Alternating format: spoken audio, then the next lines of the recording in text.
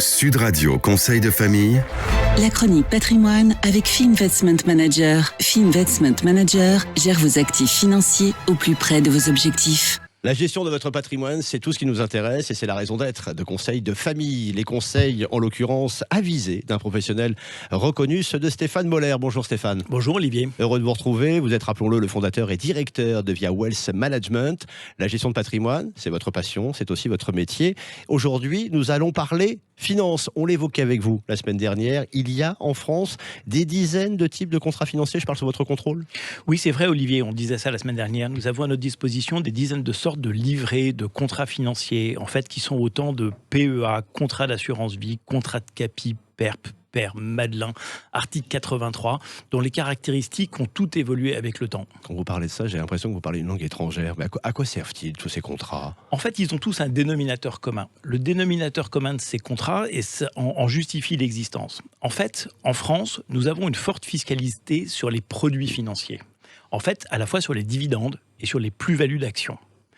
Si les titres sont détenus en direct, c'est-à-dire s'ils sont détenus sur des comptes titres, en l'absence de ces fameux contrats, la fiscalité est due immédiatement à chaque fois que nous vendons des titres avec une plus-value ou à chaque fois que nous percevons des dividendes. Un exemple, Stéphane, soyons concrets. Oui, si on prend un exemple d'actions Renault, j'achète 100 actions Renault et je les mets sur mon compte titre. Quand plusieurs années plus tard, je vais les revendre, 200 €, je vais matérialiser une plus-value. Oui. Je vais matérialiser 100 € de plus-value. Je vais donc devoir m'acquitter d'une fiscalité de 30 €. Ce qui veut dire que la somme dont je bénéficie à des fins d'être réinvestie n'est plus de 200 €, mais juste de 170.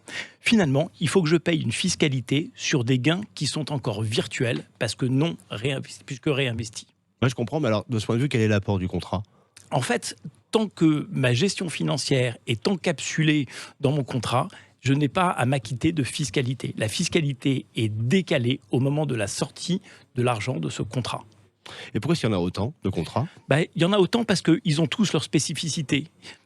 Ils ont tous une fiscalité spécifique en fait. Certains permettent de réduire des impôts lors de la souscription, d'autres de limiter la fiscalité sur la plus-value au moment de la sortie, et d'autres sont par exemple dédiés à minorer la fiscalité en vue de se constituer une retraite. Et évidemment, nous passerons en revue l'essentiel d'entre eux pendant cette chronique et nous essaierons de les utiliser tous, sans jamais nous départir de notre bon sens. Oui, ça va de soi, et tant mieux d'ailleurs. Conseil de famille revient demain ? À demain, Olivier. Toujours avec vous, Stéphane Moller.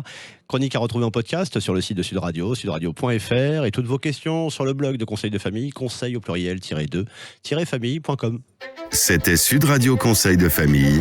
La chronique patrimoine avec Fee Investment Manager. Fee Investment Manager gère vos actifs financiers au plus près de vos objectifs.